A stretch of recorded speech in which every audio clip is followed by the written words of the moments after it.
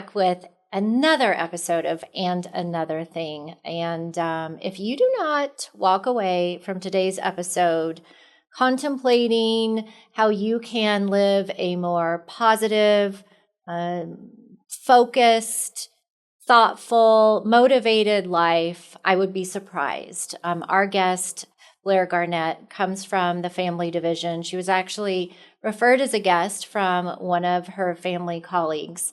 And her story is motivating and inspirational, and really just provides, some sunshine and some thoughts of being grateful and optimism about the future, regardless of the adversity you might be experiencing. So I was moved by her story. I hope you are too. And thanks for tuning in.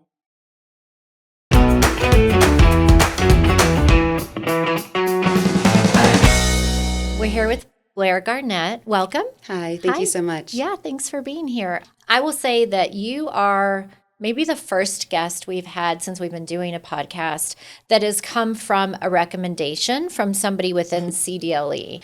And when I read the recommendation for you, the story, I thought, well, A, we have to speak with her. B, you have a lot of experience in your life overcoming some really unique experiences, adversity. I'm sure you have found inspiration along the way that hopefully you can get into today that you can share with our folks. I have found your background so interesting and inspiring, and can't wait for you to share it with the CDLE community. Thank you so much for having me today. I'm really excited to be here to share my story and to connect with you all. And I feel very blessed to be a part of the Department of Labor and Employment, and to be here to be able to speak about my prior experiences that led me here today. You work on the policy team in FAMLI, right? Yes, so that's right. You are drafting policy, working with the team, implementing new regs. You've been here how long? So I started at the end of July, and I actually handle and work with all the appeals within the FAMLI division. That's right. Okay. Yeah, but I do work and help with the rules as well and drafting. It's a new position, and it's supposed to help facilitate the appeal process for everybody across the division, which is incredibly interesting and really rewarding because I am able to interact with so many different types of people. Any kind of initial observations you have, either working within FAMLI or the department? The culture of care is amazing, and it's one of the reasons I really wanted to apply for this job. I come from a background of working in nonprofits and particularly teaching emotional intelligence, and the idea that we are all here to be collaborative and flexible and to help one another, not just in the division, but as a community, as a state, is a central moral in my life. And it's important to me that my personal and professional life are both dedicated to helping others and to growing our community to become stronger. So you, as I understand it, you served in the Peace Corps? I did. I was in Peace Corps Ethiopia 2011 and 2012. We were the first group back in Ethiopia in over 20 years. So unlike most volunteers, I wasn't replacing somebody who had just served for 2 years in a position, which is typically how it goes. My family's from Brazil, and I speak Spanish. So I was placed in Ethiopia because of my language skills. I had to learn 2 languages in 3 months with no textbooks, nothing written, essentially. So I speak Amharic and I speak Oromifa, or Afan Oromo. It was a unique position because I was placed into a capital of a region. They didn't know what to do with me because they'd never had a Peace Corps volunteer. In fact, they'd never had an American or even a Caucasian living in the town prior to me. It was a lot of trial by ambush in a sense because I had people say to me, well, if you're so talented, so great, and your government sent you here, why aren't you on Wall Street? And so it was a lot of just showing that I had the grit to stick around. And Peace Corps service is typically 2 years, and it wasn't until about a year and a half into my service that people actually started looking at me and making eye contact because of patriarchal views in the society, and I'm a young woman who's unmarried. But I can tell you that it was incredibly fulfilling and also incredibly challenging. What year was this? How many years ago was that? Yeah, so 2011 is when I went. That's right, which is interesting because in 2012, towards the end of my service, we celebrated the 50th anniversary of USAID. USAID was largely created along with PEPFAR in 1962 to help support the Peace Corps. And Ethiopia was the second country that we went to after Ghana.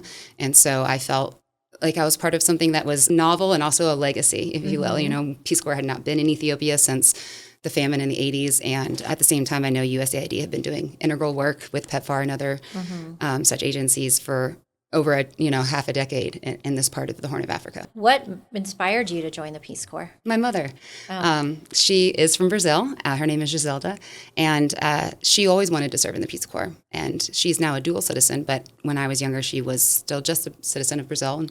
And you have to be a citizen to join Peace Corps. She always encouraged me to serve my country and to learn about other countries. And I said, yes, of course. Why wouldn't I?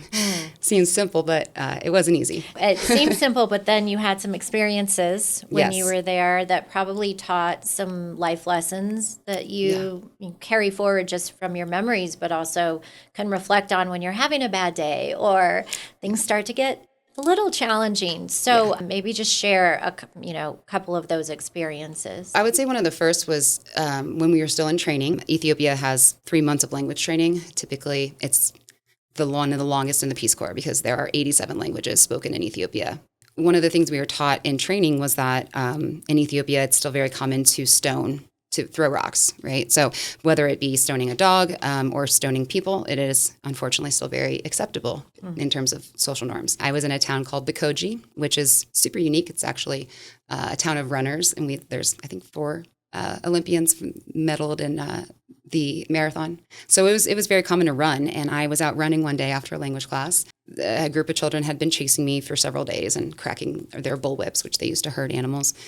And my language teacher had told me to say a few things like, how dare you, God is just, looking down on you for doing this. And I did. I said it, turned around, and then the next thing I know, I was unconscious, and I woke up and it was dark. One of the ringleaders had stoned me, thrown a bark in my head so big. And this was, being concussed in a field in Ethiopia after dark when we have not only hyenas and packs of dogs, but also there are jungle lions that live in Ethiopia in the mountains where I live. So luckily, a farmer who was headed back with his oxen found me and strapped me on to his oxen and brought me back to town. But it became a huge ordeal, not only because I was injured, but because Peace Corps has to have a relationship with the host country diplomatically. In the middle of the night, they drove out from the capital city of Addis Ababa, which is the 3rd highest capital city in the world, over 8,000 feet in altitude.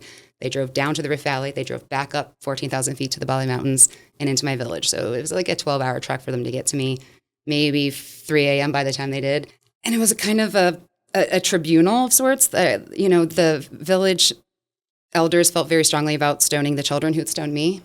Oh my gosh. And I thought, I came here to help. How am I in this position? It did not happen. I insisted that it did not. But it was a harrowing experience, especially being new to the country and still new to the language. One of the things I realized is just how important it is to recognize in those moments that although I'm just one person, I have a very strong voice, and I was able to advocate for what I believed was the right thing, and that is not reacting, not retaliating in that manner, and trying to learn and grow from that moment. So I was the first one of my group to experience this, not the last. That experience probably on its own would drive someone to say, should I end my time in this assignment? You went in with one probably mindset and thought about the experience, and you came out with something completely different that I'm sure you carry with you today. Yes. That's amazing. Yeah. Thank you for sharing, Blair. Thank you. And another thing I want to get into when we get to and another thing later. But first, rapid fire. Sure. So we're going to switch I heard about gears, this, but yes. I really appreciate your story. That was Thank you. lovely. Okay, so this is really just rapid fire, stream of consciousness. And if you want to take a hard pass, take a hard pass. Okay. What's one thing on your bucket list? I want to visit my best friend from law school in Norway. She lives north of the Arctic Circle in Tromsø. Oh, awesome. So, I have a feeling you will get that done. I hope so soon. Favorite book? My favorite book is, sorry. We can take a pass. I have so many favorite books. I took a whole suitcase of books with me to Ethiopia. I would say my favorite book is probably Wallace Stevens, one of his modern collections of modern poetry. Okay. Yeah. Dogs or cats? Dogs. Sorry, cat people. Same. We are all dog people. You're in a room of friends. If you could live, this is a good one. If you could live in any other country, what would it be? I think I would next want to live in Brazil. I have a lot of family still there, a lot of cousins. We have a ton of farmland, fazendas, and I my Portuguese is horrible. So I would love to be able to live there and to work on my language skills. That's amazing.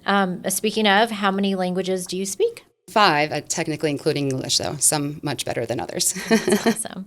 Vacation or staycation?